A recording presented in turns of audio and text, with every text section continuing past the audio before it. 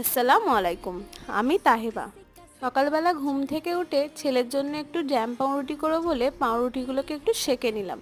তারপরে ভালোভাবে একটু জ্যামটা পাউরুটির মধ্যে লাগিয়ে দিলাম।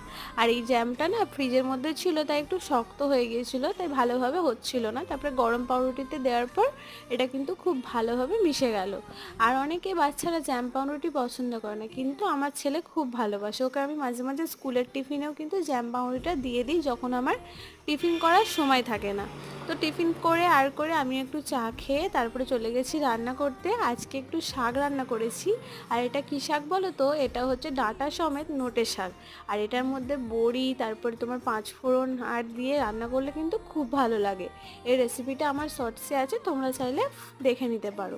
রান্না বান্না কমপ্লিট করে উপরের ঘরের শোকেসটা আজকে একটু পরিষ্কার করছিলাম।